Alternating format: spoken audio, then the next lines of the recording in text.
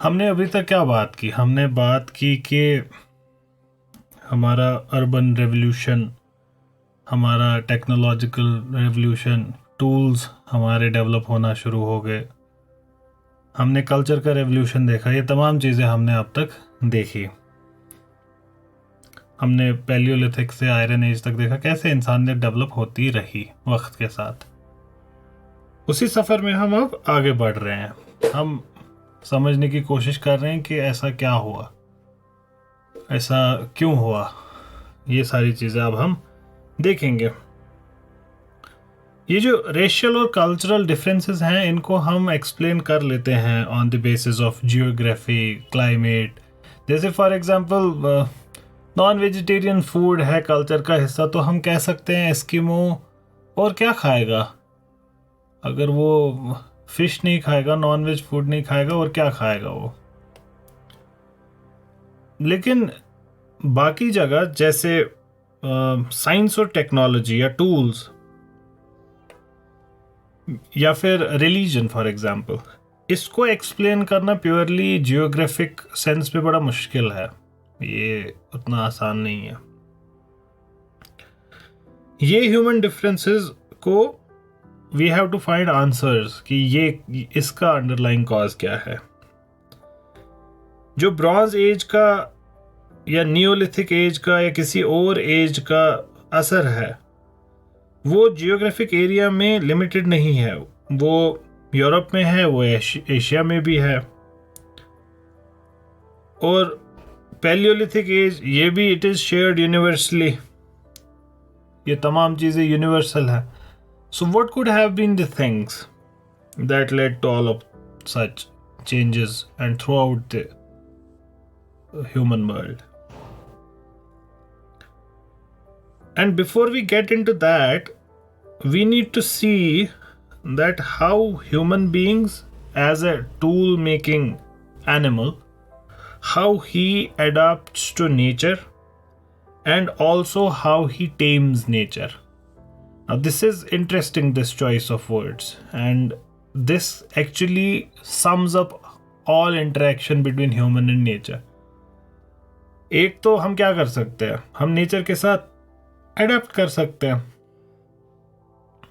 Right? Nature is not giving us vegetables, so we adapt. हम non vegetarian food खाएंगे। Nature ने बड़ा ठंडा रखा है मौसम, हम गर्म कपड़े पहनेंगे। This is called adaptation. ये एक बिहेवियर हमारा हो सकता है।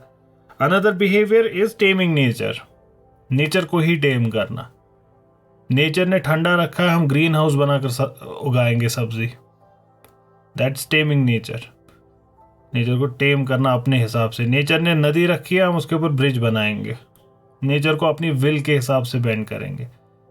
जैसे agriculture, that's taming nature. Sheep या फिर keeping dogs for domestic purposes, that is taming nature. उसको कहते हैं ना, इट्स अ टेम्ड एनिमल। तो इंसानों के अंदर ये जो एडेप्टेशन है बड़ी वेरीड है। एस्किमोज का मिसाल हमने लिया, वो आर्कटिक रीजन्स में रहते हैं and they have fairly adopted to that particular way of living. और one more thing that we find is people of the same environment में vary in their ways of living. Now this is थोड़ा सा और tricky. अब अगर geographic reasons हैं तो एक जियोग्राफी में सिमिलर वेज होंगे, तब हर जगह ऐसा नहीं है। मिसाल के तौर पर राजस्थान में you would find nomadic tribes as well as settled communities. आप बोलेंगे ये नोमैड्स इसलिए हैं बिकॉज रेगिस्तान है etcetera etcetera whatever, but why are there settled communities as well? So life presents this diversity. लेकिन ये हमको साइमल्टेनियसली एक और चीज़ बता रहा है इंसानों के बारे में कि कम वट में जितना भी हार्श उनका एटमॉस्फेयर और सराउंडिंग्स हो, human beings are relatively freer from the influence of environment. वो एटमॉस्फेयर और एनवायरनमेंट के इन्फ्लुएंस से रिलेटिवली फ्रीयर। उसका मतलब क्या हुआ? उसका मतलब हुआ कि आपने, नेचर ने हम पे रेगिस्तान थोपा, लेकिन उसका जो नतीजा होना चाहिए था वो होना चाहिए था x way of living, some way of living, some x way of living. But we live in that Registan in X way, Y way and Z way, different ways. That means उसका उतना असर हम पे नहीं है. असर है क्योंकि हम ABC ways में नहीं रह सकते वहाँ पे. But still we are relatively free. Animals are not. Animals नहीं survive कर पाएंगे certain situation में. हम कर लेते हैं.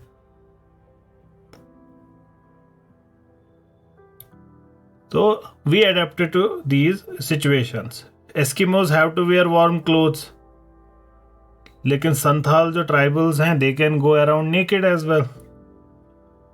ऐसी होपी है. Hopi southern western south western USA का एक इंडिजिनस पीपल है Hopis, and they have considerable autonomy. They are almost सॉवेरियन.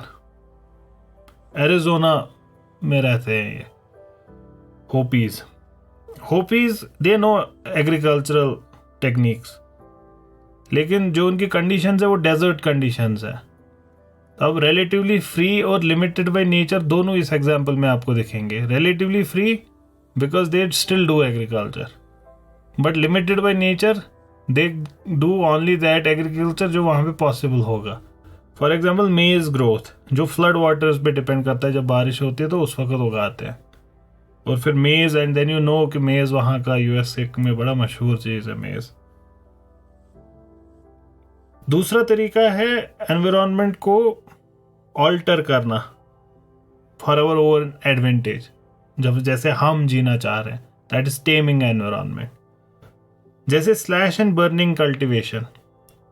इसमें जो वेजिटेशन है, कहीं पे बुशेस हैं, फॉरेस्ट्स हैं, you burn them, and by burning them they fertilize the ground, and फिर हम उसमें एग्रीकल्चर करते हैं. नाउ दिस लैंड वाजंट, ये प्लेन लैंड नहीं था फॉर एग्रीकल्चर. हमने इसको टेम किया अपने हिसाब से. We did that.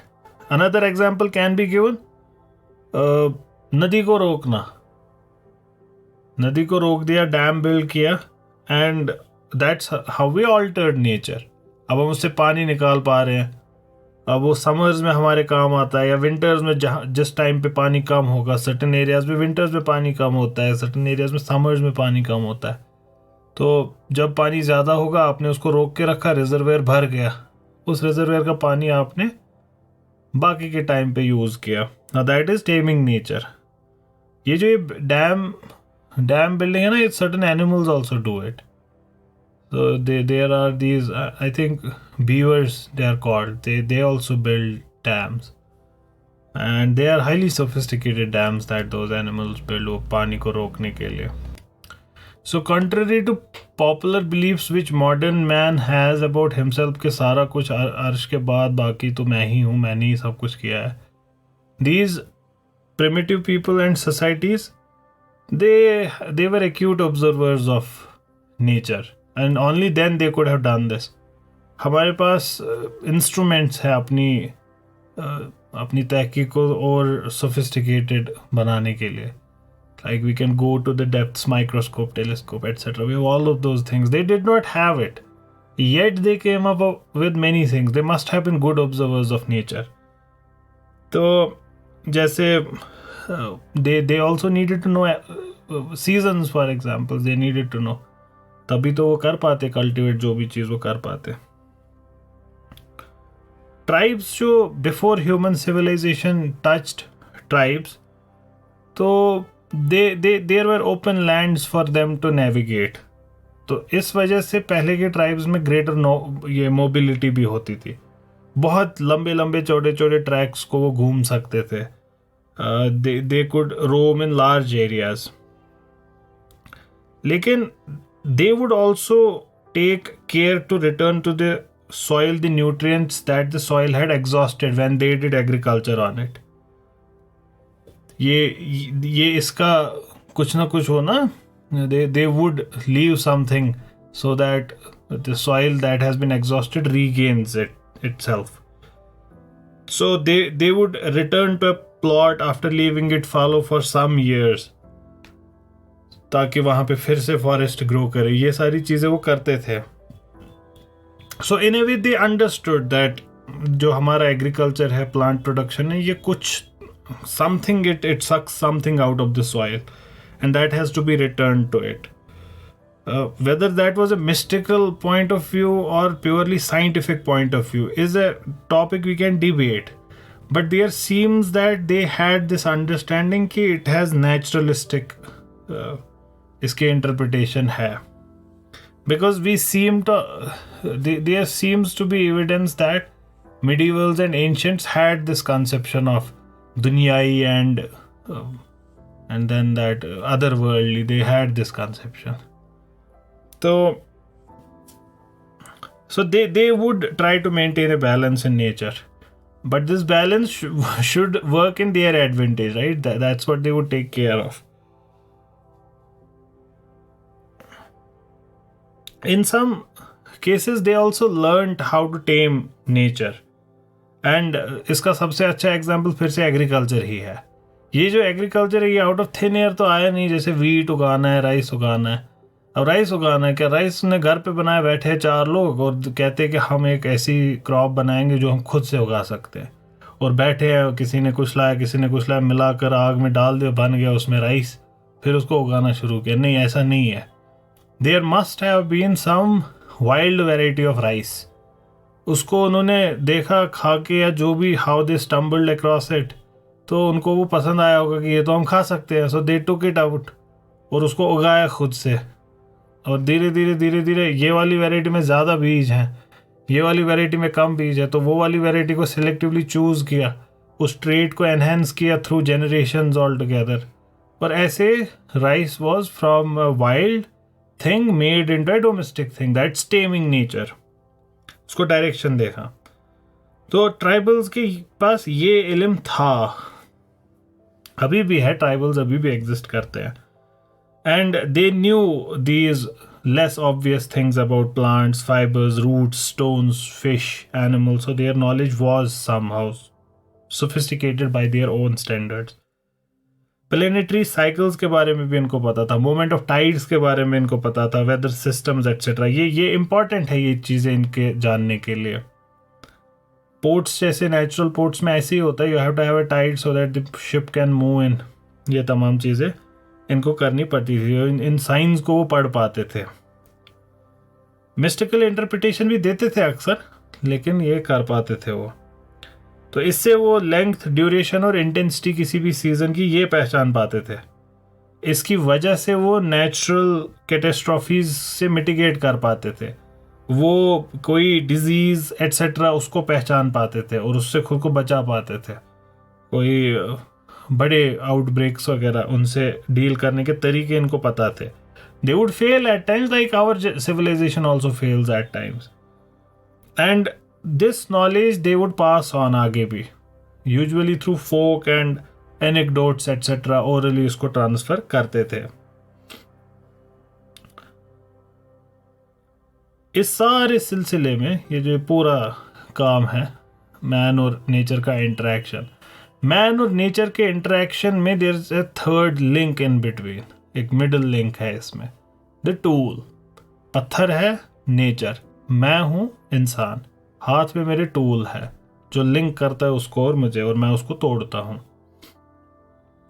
Palaeolithic man, Kalahari, bushman, ये जो जितने भी इस एरा के लोग हैं, ये बड़े सिंपल टूल्स बनाते थे, बड़े छोटे, वीड कटर, ब्लेड बोन हो, ये छोटी छोटी चीज़ें.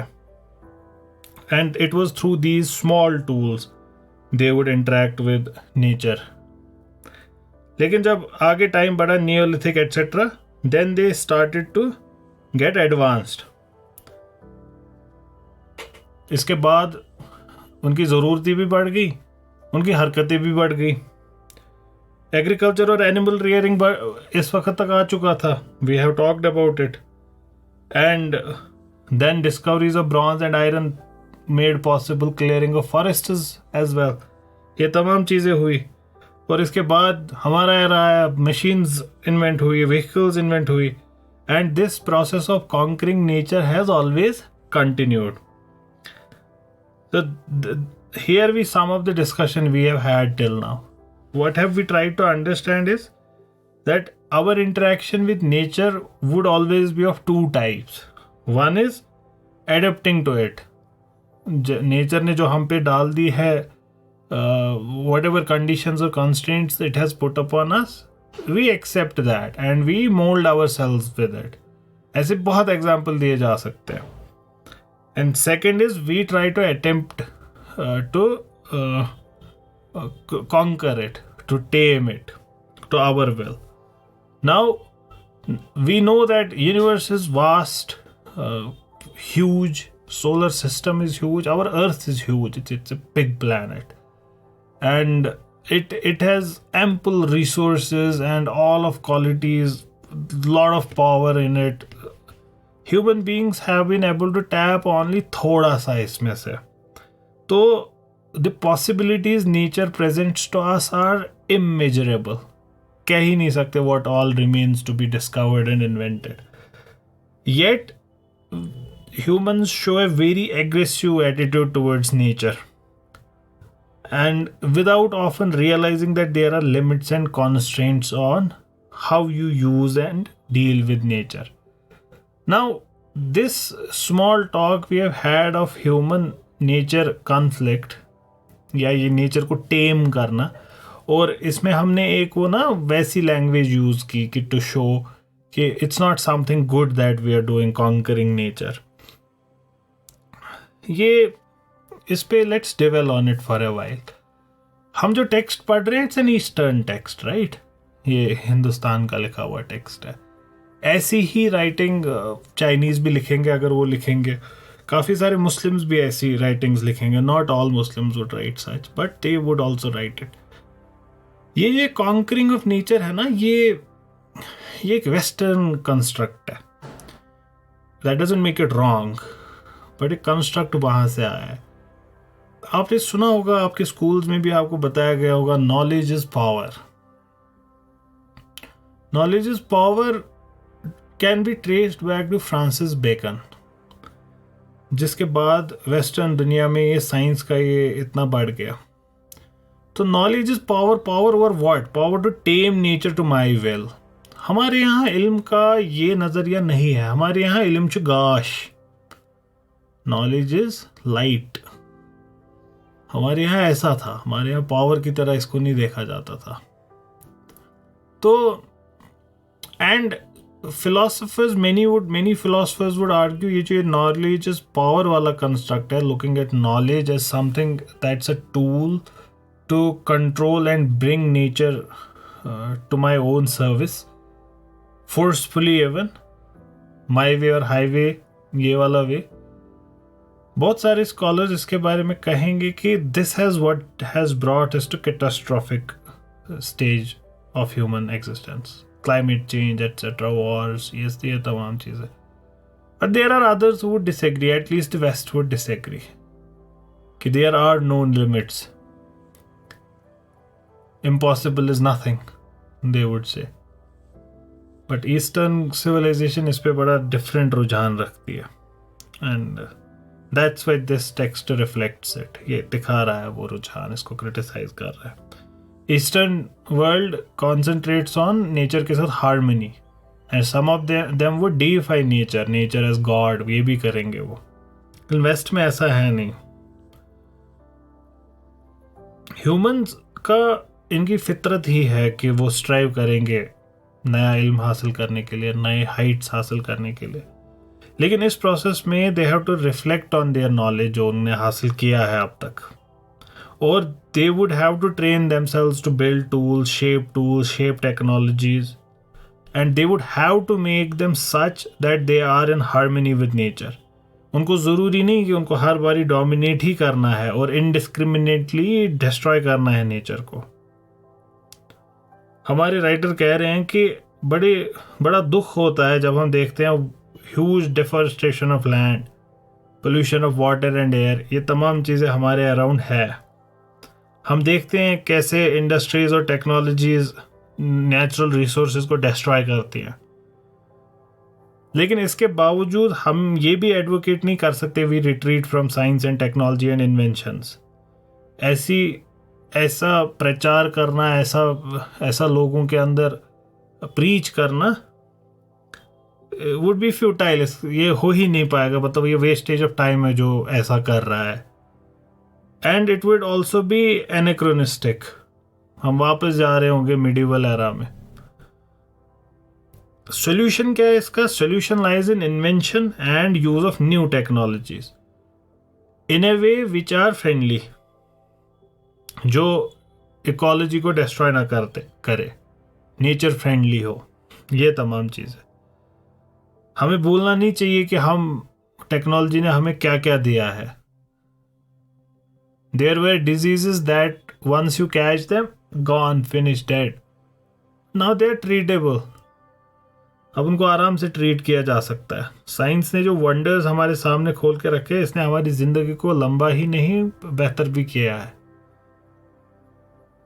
और इसने हमारी स्पीशीज की एग्जिस्टेंस को प्रोलॉन्ग किया है। And maybe if Earth is to face a catastrophic event, science might come to our rescue.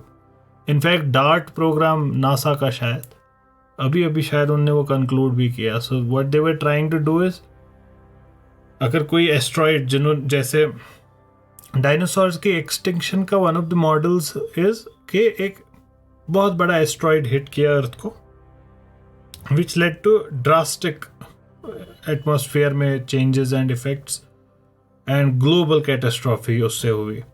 Mexico के पास कहा जाता है वो लैंड हुआ था, and there is a crater there which is huge, like it might have been kilometers wide, वो asteroid that had hit Earth, and that caused such level of devastation. Now we can argue कि ऐसा आगे भी हो सकता है। अगर ये एक बार पहले हुआ है, हम ये आर्ग्यू कर सकते हैं कि ये आगे भी हो सकता है। So what they are developing is some kind of a dart आप कहते हैं ना, वो जो करते हैं throwing that dart on something, वो एक छोटा सा arrow type of thing. So what they are building is a missile जो एस्ट्रॉइड को ही हिट कर सके कहीं पे ही। So they just did it and I don't know the results, और मुझे न्यूज़ भी पूरा कंफर्म तो नहीं है कि have they concluded it, but it was under work, इतना मुझे याद है। कुछ साल पहले they were working on it, and I think the news passed by my eyes कहीं पे कि actually they have hit it अभी। तो रिजल्ट कैसे हैं, क्या है, वो तो देखना पड़ेगा। But if such a thing was to happen in future, at least we are one step towards solving the problem, right? And what made that possible? Technology. You might be able to guess by now the answer to the question that we are posing today. What is the question? What made human progress possible?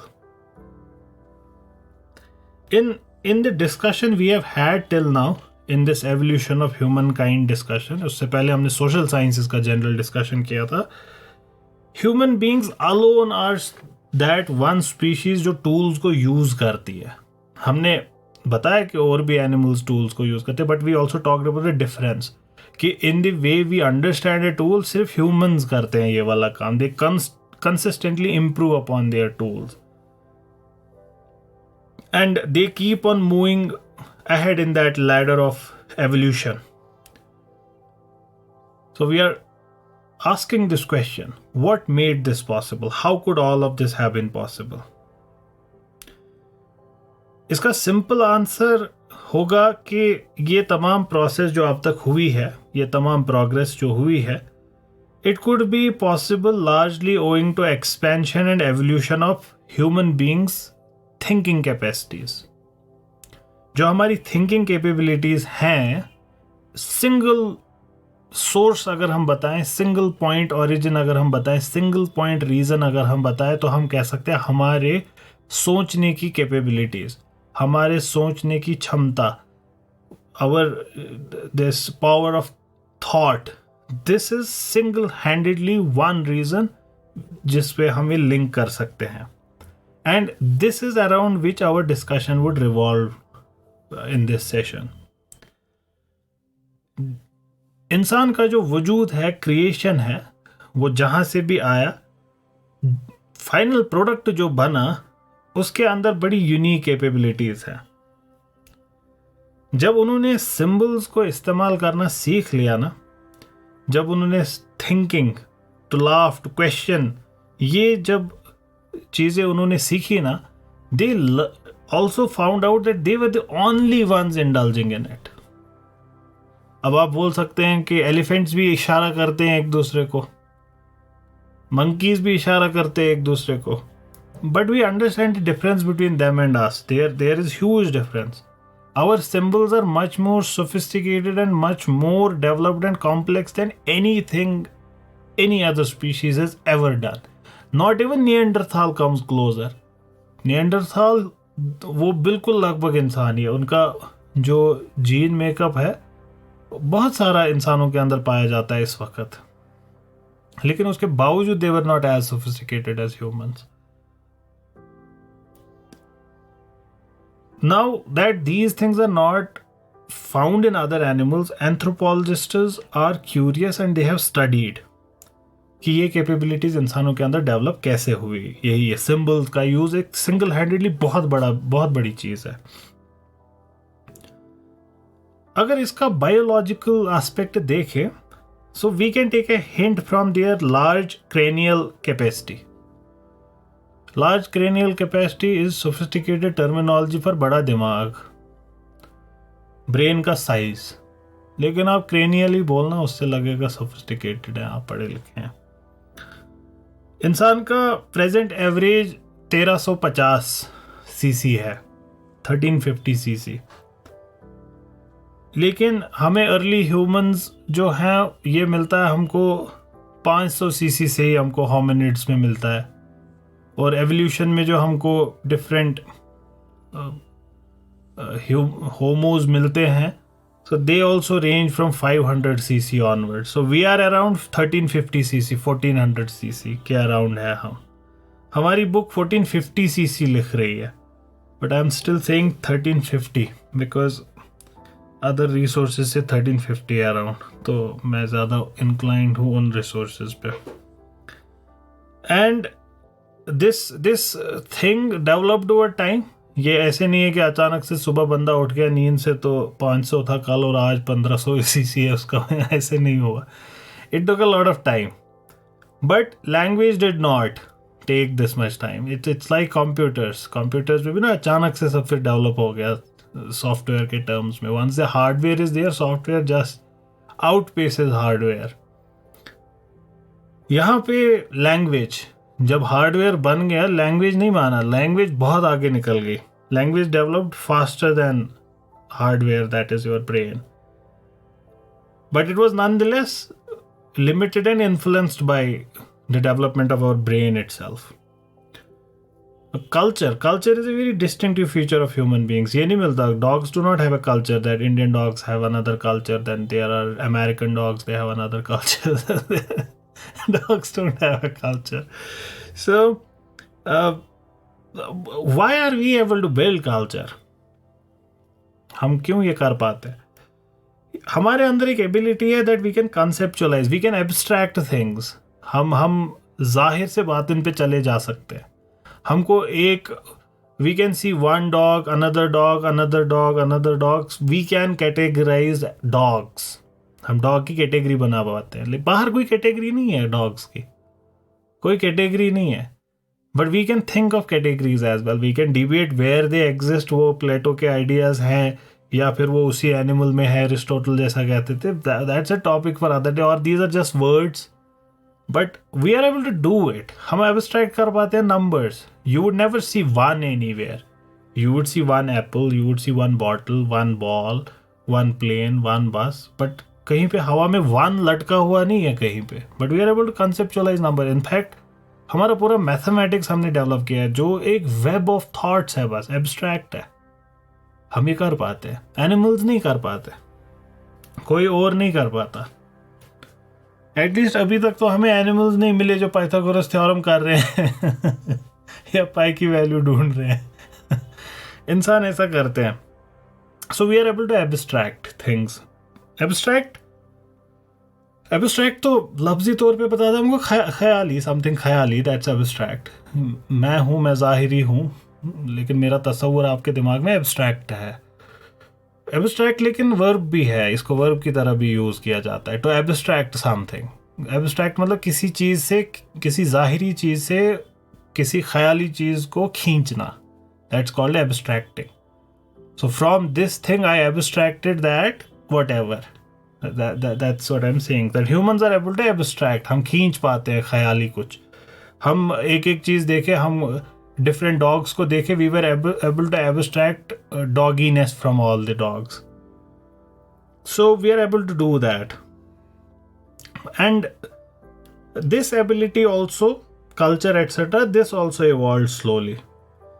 And within past 20,000 years, हमारा biological evolution तो कोई ज़्यादा हुआ नहीं है that we can know of कि हमने 50 साल में ये एक एवोल्यूशनरी लीप हमारे साथ हुई है। लेकिन हमारा जो कल्चरल एवोल्यूशन है वो रेवोल्यूशनरी है पिछले 10,000 20,000 सालों में। हालात बदल गए, जज्बात बदल गए, every 500 years total change human civilization, पहचान में ही नहीं आएगी। बायोलॉजिकली सेम, उतनी ज़्यादा डिफरेंस नहीं। बायोलॉजिकली 20 लाख साल पुराना ह्यूमन वेरी डिफरेंट, अभी का ह्यूमन बहुत डिफरेंट। लेकिन कल्चरली 50 साल पहला ह्यूमन डिफरेंट, अभी का ह्यूमन। तो again if our human evolution, जो साइंटिस्ट्स बात करते हैं, बायोलॉजिस्ट्स बात करते हैं, if that follows a linear path, this is following an exponential path, cultural evolution. और इसके सेंटर में है language, use of language. Language ने ऐसा क्या कर दिया? लैंग्वेज ने हमारे लिए पॉसिबल किया complex manifestations of different things. हम लैंग्वेज में ही उसको बयान कर सकते हैं। कल्चर का कॉम्प्लेक्स बनने में लैंग्वेज का रोल है, उसको लैंग्वेज ही पॉसिबल करती है। और धीरे धीरे दे acquired institutional forms, but that doesn't mean culture itself is dependent upon language. Culture language से पहले एग्जिस्ट करता था। कल्चर क्या होता है? रहने सहने का तरीका। जब लैंग्वेज नहीं थे तो तरीका ही नहीं था कुछ, कोई ना कोई तरीका तो तब भी रहा होगा। सो कल्चर एग्जिस्ट है, लेकिन जब उसमें इंग्रेडिएंट ऑफ लैंग्वेज ऐड हुआ, उसने उसको कॉम्प्लेक्स बनाया। How? We will try to look at that. इसको समझने के लिए ये ज़्यादा डिफिकल्ट नहीं है समझना कि लैंग्वेज कैसे रेवोल्यूशनाइज की होगी कल्चरल एवोल्यूशन को, कल्चरल रेवोल्यूशन को। इनफैक्ट इसके लिए हमें बस इतना देखना है कि लैंग्वेज का काम क्या है, ये करता क्या है language, what does language do. Language हमारी एबिलिटी है to communicate by using symbols. ये सिंबल्स है। जो pattern I throw air out of my mouth, वो आपके कानों में जाता है, वो कुछ सिंबल्स है। ये एक सिंबल है। सिंबल क्या होता है? आपने एक एटलस देखा होगा, असली में दुनिया में पहाड़ है, लेकिन एटलस पे एक ट्राइंगल होगा, filled triangle. That filled triangle is a symbol for actual mountain. So language kind of is like that. Again I am not going into the philosophical debate कि what is language, but language में जो words है, जैसे dog, DOG, dog, ये एक आवाज़ है जिसमें ड साउंड निकाली, फिर ओ साउंड निकाली, माउथ को थोड़ा राउंड किया, फिर ग साउंड निकाली। ये एक सिंबल बन गया, लिंग्विस्टिक सिंबल, एक आवाज़ों की सिंबल। इस सिंबल से आपके दिमाग में जो दुनिया में रियल डॉग है उसकी इमेज क्रिएट होती है।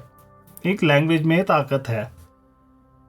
तो लैंग्वेज क्या है? हमारी वो एबिलिटी जो हमको कम्युनिकेट करने में मदद करती है यूजिंग सिंबल्स। मेरे दिमाग में एक कुत्ता है, मैंने कुत्ता वर्ड यूज़ किया, हवा प्रोड्यूस की, and in this way you heard कुत्ता, एंड आपके दिमाग में भी वो इमेज क्रिएट हुई जो मेरे। Now we are able to replicate one human is thinking into another human being. Wow, इसको अप्रिशिएट करें ज़रा कि हम ये कर पा रहे हैं। It's there in my mind to begin with. I code it into some sounds, some noises, and your mind decodes that noise and creates that image again. And this seems to be at the root. How? इसने हमको कैसे आज़ाद किया physical और environmental dependence से? Simple language ने कैसे कर दिया ये? Turns out not very difficult to understand. आपको नेचर को टेम करना है, नदी को रोकना है, ठीक? You would have to plan. आपको प्लान करना पड़ेगा। How would you plan? Plan requires sequence of thoughts. Plan requires groups of people. Now these groups of people have to communicate with one another so as to create synergies. Otherwise नहीं हो सकती. Nature ये खुद नहीं कर पाता है. Nature gears नहीं बना पाता. गियर्स हमने बनाने पड़ते हैं, तब वो मशीन बन पाती है. So planning. Now all of this planning would vanish. आपने और मैंने मिलके प्लान किया, हमने काम किया, ये खत्म हो जाएगा फिर उसके बाद. लेकिन language makes it possible that we can pass it on to next generation. Language ही इसको पॉसिबल करती है ना, because we have to communicate. Communication का मतलब क्या हुआ? The thought that is in my mind to create that thought in your mind. For that another language. Language is that works in the centre. And if I'm not mistaken, I think God makes language as a symbol in Quran for His existence. कि language you speak. Now culture as well. Culture भी क्यों ना खत्म हो जाए खत्म, लेकिन उसको आगे propagate करने के लिए again language. And culture is there for our own survival. And language helps us to create and communicate culture. ये जो to communicate in linguistic symbols, this made possible for humans to have an objective and critical appraisal of nature and natural phenomena and social phenomena. और ये essential component है and center of all of the cultural endowments of human beings.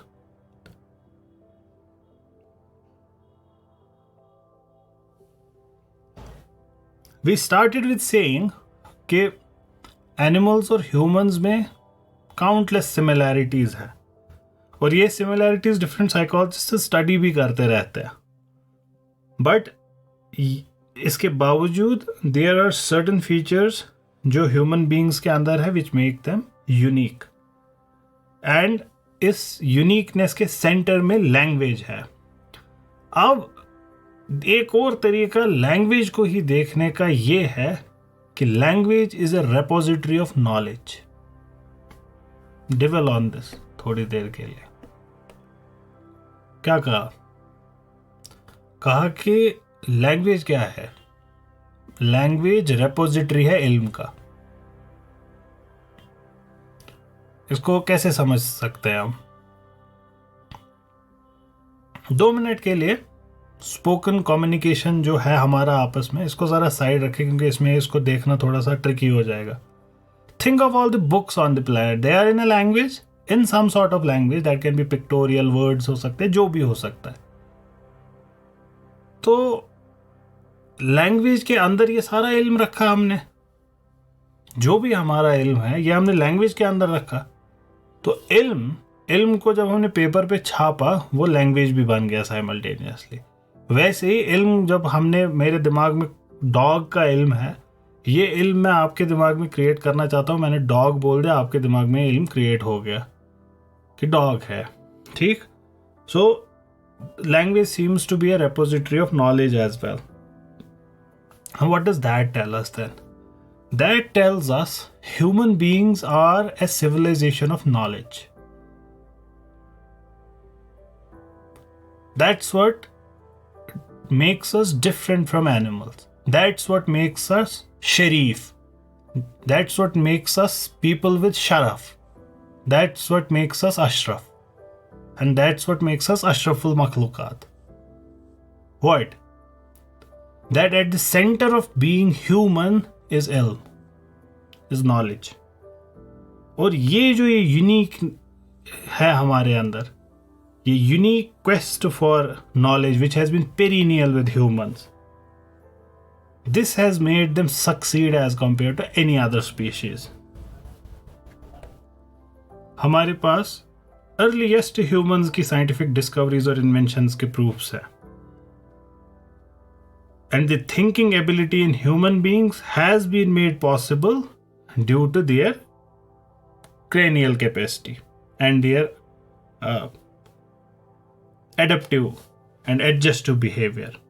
इसके अलावा there is one more element to humans. that makes them very unique. And this probably is very important, at least from the modern point of view, which is long period of childhood socialization. Cannot be emphasized more. आपने जानवर को देखा, अगर आप animal से वाबस्ता है, modern human तो एनिमल से वाबस्ता ही नहीं है, उसको पता ही नहीं होगा. अब अर्श के बाद जो हमारे श्रीनगर के रहने वाले लोग हैं उनको तो पता ही नहीं होगी ये वाली चीज़ ही कि बाकी एनिमल वर्ल्ड में क्या हो रहा है.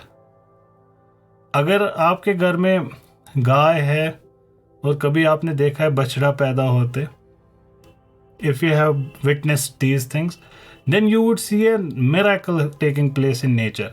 In some time that little calf is walking, थोड़ी देर में, और वो अपनी माँ के थन को भी कितने जल्दी ढूंढ लेता है. that's something you should see कि ये कैसे spontaneously हो रहा होता है. And then the animal is good to go. अच्छा, हमारे जो sophisticated श्रीनगर के लोग हैं, they would still know it for kittens. So they would know it for cats. Like cats are good to go with their own lives in some time. कुछ महीनों में वो तैयार होते हैं and they can have their own children after that, kittens छोटे छोटे.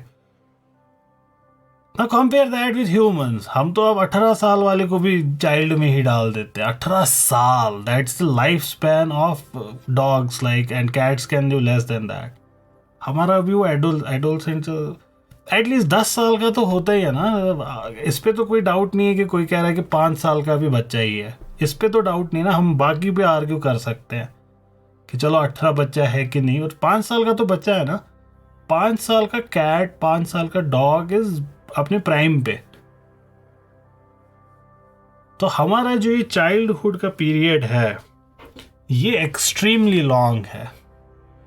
हमारे जो बच्चे का जेस्टेशन पीरियड है, जब तक वो ना क्यूट सा बच्चा होता है, जब वो चल भी नहीं पाता ढंग से, तो कश्मीर में कहते हैं खोखिच करने शुरू हो गई, उसमें भी लग जाता है उसको 8-9 महीने बच्चे को. दैट मीन्स पहले के 1 साल तो वो 100% ही डिपेंडेंट है अपने माँ बाप पे. अगर वो गोद में है, वो गोद में है, it's very close to your skin the entire time. And all of these create certain things inside humans जो बाकी एनिमल्स में नहीं है. Mother child relation for example, community की रिलेशन बनाता है ये. हमारी पूरी कम्युनिटी उस बच्चे को प्रोटेक्ट करने के लिए बनी होती है. हमारे सब के अंदर, जैसे for example murder happens, every one of us cries over it कि ये कितना बुरा हुआ. But if a child is murdered, वो कलेक्टिव कॉन्शियंस ऑफ सोसाइटी उस पर वो ना दहला देता है सबका. Not even a murderer is able to touch a child. That's how we are humans. Socialization से ह्यूमंस क्या करते हैं, वो चाइल्ड के अंदर इम्बाइब करते हैं वैल्यूज और नॉर्म्स सोसाइटी के. ये वैल्यूज और नॉर्म्स क्या हैं? ये हमारे सर्वाइवल के लिए नेसेसरी एलिमेंट्स है. Necessary elements. अभी तो चलो कल्चर को सब धज्जियां उड़ा रहे हैं, इसको अब 20,000-20,000 साल पुरानी दुनिया में देखें. 20,000 साल पुरानी दुनिया में where everything is a threat to life. What is a norm? Norm is something which protects you, जो आपको बचाता है. ये इस वक्त सोचना थोड़ा सा मुश्किल हो जाता है मॉडर्न ह्यूमन के लिए, क्योंकि वो he is with an axe to grind every time when we talk about culture. But it's not very difficult to think of this when you talk about early humans who are living in caves etcetera. जब उस वक्त का कोई father अपने औलाद को कहेगा we don't do it like this, what is he telling him? That if you do it some other way, we know that it doesn't work. शेर आता है और खा के निकल जाता है इंसान को. ये ऐसे ही करना पड़ेगा, ये गांठ ऐसे ही लगानी पड़ेगी, वो वाली लकड़ी काम नहीं आएगी, यही वाली लकड़ी काम आएगी. मॉडर्न मैन ये सवाल पूछता है कि नहीं वो वाला क्यों नहीं. अर्ली डेज में सर्वाइवल डायरेक्टली लिंक्ड था. इस वक्त भी सर्वाइवल इसके साथ लिंक्ड है, बट वो कल्चरल और आइडेंटिटी का सर्वाइवल है. Otherwise human life physical threat से तो बहुत बाहर आ चुकी है. और यही नॉर्म से ही आता है नॉर्मल. तो और क्या होता है सोशलाइजेशन से? आपको पता है लैंग्वेज बड़ी कॉम्प्लेक्स है. इसके अंदर ग्रामर है, ग्रामर का स्ट्रक्चर खुद में एक वेब की तरह है. इसमें वोकैबुलरी है, वोकैबुलरी बहुत बड़ी होती है. दुनिया में कितनी सारी चीज़ें, सबके नाम, फिर उनके साथ कौन से वर्ड्स यूज़ होंगे, ये कैसे सीखेंगे? इसको सीखने में इतना टाइम लगता है जितना एक कैट का लाइफ स्पैन है. वो मर जाता है, ख़त्म हो जाता है उससे पहले। हमारा इतना लंबा जेस्टेशन का पीरियड, चाइल्डहुड का पीरियड, कि हम इन तमाम चीज़ों को सीख लेते हैं। So we are able to learn language. And what is language? Repository of knowledge. And what is language? जिसकी वजह से हम बने जो कुछ भी हम बने, अभी हमने कुछ देर पहले डिस्कस किया। और इस चीज़ को हम अपने बच्चों के अंदर इम्बाइब भी कर पाते हैं। And we are able to express cognitive and emotional reactions through culture. ये तमाम चीज़ें हम अपने बच्चों में कर पाते हैं, और ये भी हमें यूनिक बनाता है। जब ये फैकल्टीज हमारी डेवलप हो जाती है, ह्यूमन ब्रेन इज